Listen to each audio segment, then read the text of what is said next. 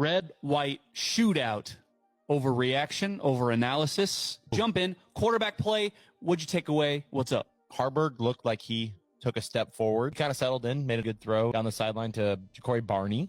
Arguably the best throw of the day. Yeah. And Dylan Raiola looked the part. Everything we expected. Everything that we were promised, he delivered. Gosh, some of the throws he was making is just like, that's different. I've never seen that before. Yeah. He looked like why he was rated as high as he was. Danny Kaelin surprised me quite a bit. He started off very cold, but he kind of got in his rhythm. Harburg is improved. Dylan Raiola is what you would imagine Dylan Raiola would be. Lived up to the hype of why every school in the country would have taken him. What I saw out of Danny Kaelin is what I would have expected from like just a solid, true freshman that I don't think you would necessarily expect to start. What impressed me the most for Danny Kaelin in that 2-minute drill at the end of the first half, calm under pressure, that can lead to a lot of errors because you're moving so quickly. And I don't think Kaelin or Raiola really stumbled at all. We always touched on, is Matt Rule going to go in the portal and get a veteran guy? Can we put that to bed, do you think? I think so. I don't think so. I feel like I'm leaning towards this is what they got and this is what they're going to roll with. I noticed like competent, poise, intentional misses. Like, oh, he overthrew the guy. I don't think anyone was open. So I think he overthrew the guy so no one else could get it. It's really weird as Nebraska fans. For the first time in a pretty long time, there's like competent quarterback play going on. Yeah. And I don't think we're used to that yet. What you saw on Saturday was Power 5 quarterbacking. And it's been a while. And that included Hendrick Harburg.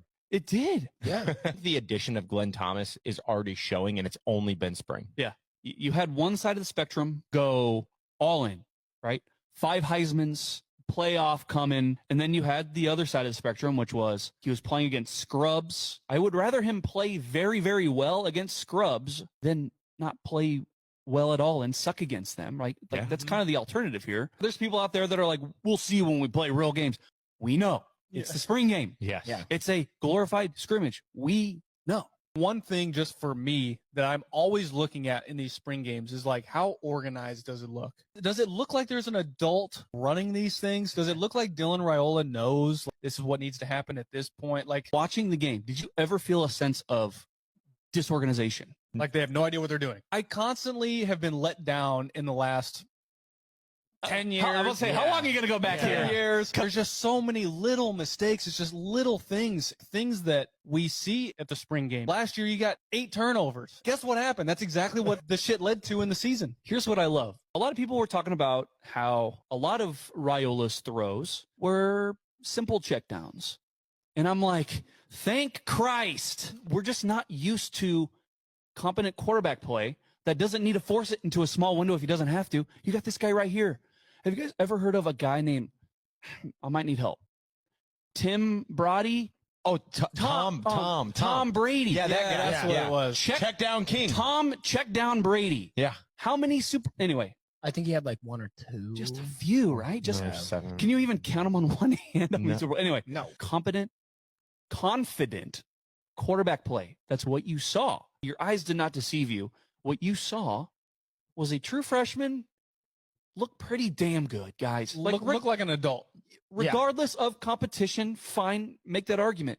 It's not like this is a guy who has hundreds of snaps in experience. He's coming back after a solid year. This is a true freshman that has never taken a snap at the college level. And he looked very, very good. It is what it is. He's able to get the ball to different people, and you're like, oh, yeah, that could be a playmaker. Because he actually has the ball in his hand, and the quarterback put it in a spot where he could actually do something with it. It opened up a whole gamut of weapons. When you have a quarterback that can just do the simple things, it's like an extension of your run game. Those second and longs turn into third and shorts. That is so key to go on second down and be able to check the ball down, get 5 yards, and make it third and manageable. Dude, watching Raiola play, again, I know it just seems like we're just freaking Drooling over here. just slobbing the knob. I know. Okay, I'm fully aware. But Jesus, there's a guy running in the flat. He flicks it out there. Looks so effortless. He gets it out there so fast. There was a throw. Even he said in his presser, the throw that resulted in his interception, it was not a well-placed ball. Say we're sipping the Kool-Aid, whatever. For the first time, we are.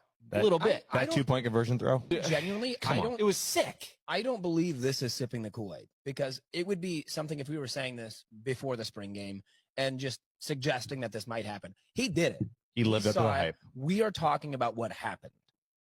I don't think there's really any speculation here. Nobody's speculated on what the season's going to look like, what he's going to do down the stretch. We're simply talking about what he's done. Yeah. I don't even think this is Kool-Aid here. Good and bad on this podcast. We've always said it comes down to the evidence. It always comes down to the facts. And you look at that stat line. You know what? Hey. I feel like right now, I don't feel like I'm sipping the Kool-Aid. I feel like I just watched something that was really good. I saw something, and I'm telling you what I saw. Yes. That is all. That's all. eye test. He passed the eye test. That's He for damn did. sure. Listen, man. You know, people are going to say Mahomes. A lot of Mahomes.